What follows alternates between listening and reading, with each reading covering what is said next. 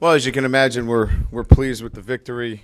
Um, Obviously, shutting out any opponent in college football is an enormous task with offenses today.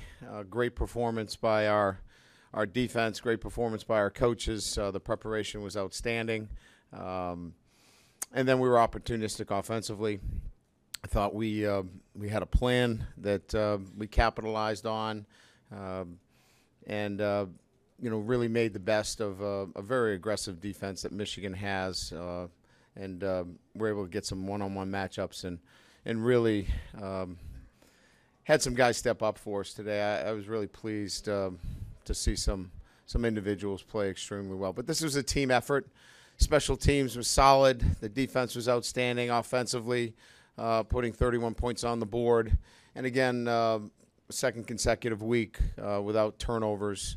And as you know, in games like this, where the competition is really good, you take care of the football, you got a great chance to be successful. So, again, really proud of the way 19 first-year players went out in a very electric atmosphere and handled themselves in a manner that allowed them to beat Michigan in the manner that they did. So with that, I'll open it up to questions. Brian, Shoemate and Redfield both seem to have pretty good games. When did you start to see the communication and their success turn in practice this week? They first of all, they knew that it was their time to step up and lead back there. They were put in that position by virtue of an injury and the circumstances, and they were not going to let their teammates down. It's a very close group of guys, and that in itself motivates this group to do things that is really outside their comfort zone. They're not great communicators as it is. They're very, quiet kids, but they did a nice job on Saturday. And for Everett to do what he did without much of a running attack going, how impressive was that for him? It was good. I mean, it was just the way they decided to play the game. There were 6-7 guys. It was just how they decided that they wanted to take those opportunities away from us, and we were gladly to oblige them and throw the football. So if somebody is going to play the game so one-sided defensively, we're going to throw the football, and we probably missed a number of opportunities that we'd like to have back, but we think 31 points against Michigan's still not bad. Coach, over here. The cliche is every opponent you want to beat them, but I know it's got to be pretty special to beat Michigan in what could be the last one. What's the feeling after getting this win against such a big rival? Well, it feels great to beat Michigan. Feels great that we're the first team in the history of Notre Dame football to shut out a Michigan team. So our kids can take that with them, and it's something that they're very proud of. So we clearly, feel great about that. But, we temper it by knowing that we got a long season ahead of us, and it counts as one. It doesn't count as two. If it counted as two, we'd probably be a little bit happier. But it counts as one. But there's no question. I'd be lying to tell you that it doesn't feel great to shut out Michigan 31-0. Brian, the feel that Everett has for the game now as compared to 2 years ago, how do you characterize just his understanding of situations and when to take shots? Yeah, he's just really has a better sense and feel for the offense that we're running. Clearly has more of a spread attack to it. And I think it all started when he really got an opportunity to learn how to protect himself. And protections really, for me, is the catapult for quarterbacks in their development. And I think once that clicked for him, now when you know you're protected and you know your protections, your eyes now can get into progressions and see routes and see their development. And I think that's really when he felt comfortable there and protecting himself, that's when he's really started to grow and develop as a quarterback. Brian, right over here to follow up on Everett. The accuracy, is that just the reps he's had over time, or is there something else that goes into him putting the ball in the right spots most of the time? I think, in our recruitment, one of the things for me has always been a very accurate passer. So it was something that in the recruiting process for me is always at the top of the list. Certainly there are a number of other things relative to the position, but accuracy has to be part of it. It's not just about a strong arm. So that was there, and I think he's developed that, obviously, in his time here. And then I really think, the offense and him really understanding the offense helps in that accuracy as well. Coach, 2 quick questions. You guys seem to really dominate the interior of the defensive line today. You can talk about how important that was to really keeping Michigan off balance? Yeah, I think it was the key to success today.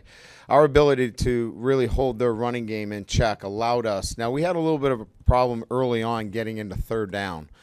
They made a couple of plays, and, we were in a bad defense one time. But once we were able to really get a hold of the run game and getting them into third down, we felt like we were going to be in pretty good shape because we were able to do a lot of things to confuse what they were seeing. They weren't getting the same looks, and I think that had a lot to do with our success. So stopping the running game and having a good control over the running game really set up a lot of things for us tonight. Second question, you guys are in 2 weeks now 10 for 10 in the red zone with 8 touchdowns. Can you talk about just how important that is to your team getting off to a pretty good start these first 2 games? Yeah, I think we talked about this a lot. We had to be better. We had to score down there, and it's something that for me as somebody involved in the offense and play calling, we've spent a lot of time on it. And we've missed some opportunities that we'd like back, but it's a very important stat for us that when we cross the 40-yard line, we've got to be in a position that allows us to win games, and that's scoring touchdowns down there. We've talked about the development of Everett. Amir Carlisle, his hands, several grabs, using just his hands, his routes, and everything. Can you speak to his improvement in that area? I was impressed with him tonight. We've been, that's one area. The slot receiver position has been an area that has been a bit of a concern for me. We finally got a guy that can match up inside out, and that inside out position puts him on safeties, linebackers, and we can do a lot of really good things. And I thought he made some outstanding catches in traffic, held on to the football, toe tapped one on the sideline, showed a really good skill set at that position in particular. So I thought he was big today. I thought this was a statement game for him. Talked about how last year your field position was horrific. Michigan actually had more total yards, but it seemed the field position, you were constantly pinning them back. Yeah, we had great starting field position. I think our special teams had something to do with it. Again, I don't know what the exact numbers were, but I think when we crunch the numbers, we're going to like our starting field position. And I think, our defense was able to pin them back a couple of times, and then, our punt returns were solid again tonight. Brian, this feels like a long time ago, but when this was still a one-possession game, your offense burned through 3 timeouts pretty quickly. What were the miscues that prompted those? We were a little slow tempo-wise. I think the moment was a little big for us, and I will use those timeouts if I don't think I've got the right start to the game, because they really don't mean much to me in the first half. I think I can manage the offense in the first. Now, they're very important in the second half. But I'm more interested in getting it right early on and getting off to a good start. So if I've got to use a timeout and communicate with Everett on some things, I was okay using them up because we weren't moving in the right tempo. We just needed to polish up some things early on, and we cleared them up. And then I think after we used that third timeout, we got our tempo right. We were able to pick things up a lot better and start to move the football. Coach, I know you've talked a lot about how great Everett's played. Do you feel like through 2 games? Did I say he played great tonight? I don't think I did yet. I know this is super early in the season, but do you feel like he's entered his name into the Heisman candidacy, or at least talks? Yeah, let's put him up for it. Sure. Throw him in there. I saw one list somebody had him. He wasn't even in the top 10 quarterbacks in the country. So, I think it's still really early. He's got a lot more development, to take place. He's getting better, and we're 2 weeks into this thing. So, whatever list you got, throw them on him. Brian, what do you think says more about the type of team you'll be this season? The way your defense dominated, or the way Golson looked as polished as he did? I think it's probably a bit cliche to say that we're driven by the quarterback position, because everybody says that the quarterback drives it. But this team is probably its success is really in its youth. There's young guys out there that are playing for this football team, and we have embraced that. So it's, to answer your question, it's probably a little bit of both, and that they just, it's a group of kids that has bonded really well together on both sides of the ball. So it's not really just one side. It's not just the defense. It's not just the offense. When we won 12 games, it was definitely a defensive group that kind of led that. This, they feed off of each other on both sides of the ball. Take a couple more quick ones here.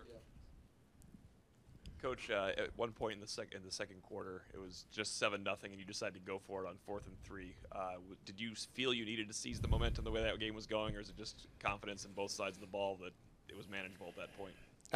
I just like the matchups we had on the outside. I mean, we can't run the ball. There's just so many guys in there. I mean, they had 7 guys standing there on the line of scrimmage. So I liked our one-on-one matchups. Everett throws the ball well on the outside. We work that. When you have a good play call on 4th down, I'm all for using it. So we used it. Brian, you mentioned they're kind of loading the box a little bit. You continued to try to run into it. How important was that in sort of keeping a balance, and then ultimately that was what opened things up for Everett? Yeah, well, we ran it over 30 times into some really difficult looks. And you have to. You got to keep, pounding it in there. I mean, we're on the goal line, and, there's 9 guys on the line of scrimmage. We found a way to get in the end zone. So we'll continue to run it even if there's loaded boxes in there, because I think our backs are gifted enough that they can make some people miss in there. But we were able to hit some quick slants off of some play action. We were able to hit a Z climb a couple of times off of some play action. So we'll continue to run it even if the numbers are not fair. So it's very important that we continue to run it. And just lastly, Brian's defensive game plan tonight, I mean, did you see something like this coming during the week? Oh, yeah. I mean, we obviously, have a good idea of what we want to do, and we felt like get this quarterback in the 3rd down and give him a lot of different looks. We needed to get him to 3rd down situations. If we couldn't stop the run, it was going to be difficult to get him to the 3rd down situation. So this really was predicated on our ability to stop the run.